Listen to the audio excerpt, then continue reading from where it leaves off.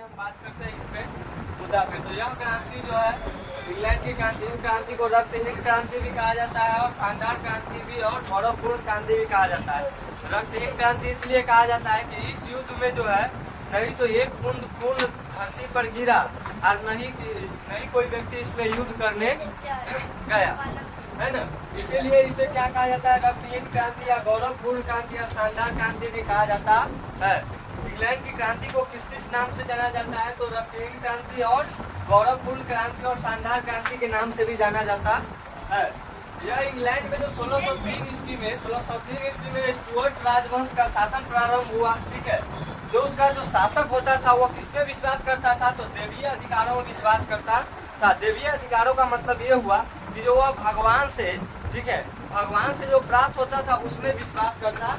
में चार्ल्स प्रथम के समय 1642 से इंग्लैंड में चार्ल्स प्रथम के समय 1642 से 1646 तक कौन युद्ध चला था, गृह युद्ध। इसके समर्थक जो होता था उस समर्थक को क्या कहा जाता था, कैवेलियर कहा गया था, ठीक है। जो चार्ल्स मतलब इस समय जो है इसके 1642 से 1646 ईस्वी तक जो गृह युद्ध हुआ था, ठीक है। इसके समर्थक राजा के जो समर्थक होता था उस समय ही राजतंत्र ही युद्ध हुआ करता था, ठीक है।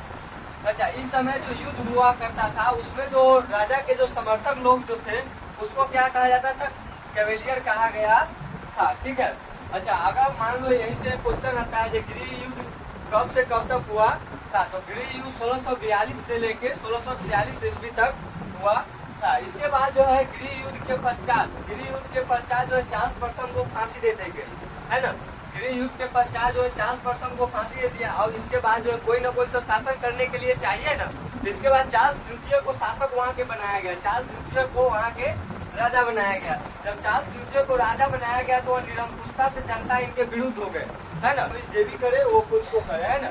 अच्छा, इसके बाद इनके मृत्यु हो गया, इसके बाद जनता इसके विरुद्ध हुआ तो इसकी मृत्यु हो गई। मृत्यु के बाद जो इसके जेम्स द्वितीय को वहाँ का शासक बनाया गया, जो भी एक देवीय सिद्धांतों में विश्वास करता था और निरंकुश भी था। देवीय सिद्धांतों का मतलब अभी बताया है कि जो देवताओं को विश्वास करते थे, ठीक है, और देवताओं के द्वारा जो अधिकार, उनका जो शासन करने का अधिकार वो डायरेक्ट भगवान से ही प्राप्त होता था। इसके बाद जेम्स द्वितीय को ही कार्यकाल, अच्छा, जेम्स द्वितीय के कार्यकाल में जो एक क्रांति हुई थी, जो 1688 में एक क्रांति हुई जिसे रक्तहीन क्रांति का या गौरवपूर्ण क्रांति कहा जाता है। इस क्रांति में एक भी बूंद रक्त नहीं गिरी धरती पर, है ना।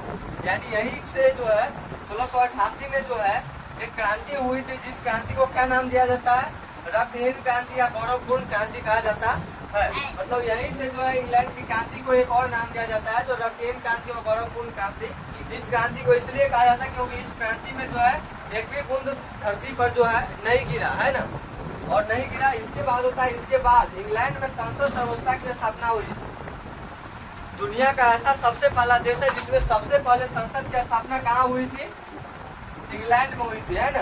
इंग्लैंड में जो है ये सब सारा युद्ध के बाद जो इंग्लैंड में संसद व्यवस्था की स्थापना हुई कब, 1265 ईस्वी में, है ना। 1265 ईस्वी में इंग्लैंड में संसद की व्यवस्था की स्थापना हुई। इसके समर्थक, जो संसद के जो समर्थक होते थे उसे क्या कहा जाता था, राउंड हेड्स कहा जाता है, ठीक है। जो संसद के समर्थक होते थे उसको क्या कहा जाता था, राउंड हेड्स कहा जाता है। इंग्लैंड में वर्ष 1756 ईस्वी से 1763 ईस्वी तक सप्तवर्षीय गृह युद्ध हुआ था, है ना। सप्तवर्षीय गृह युद्ध कब हुआ था, तो 1756 ईस्वी से लेकर 1763 ईस्वी तक हुआ था, ठीक है।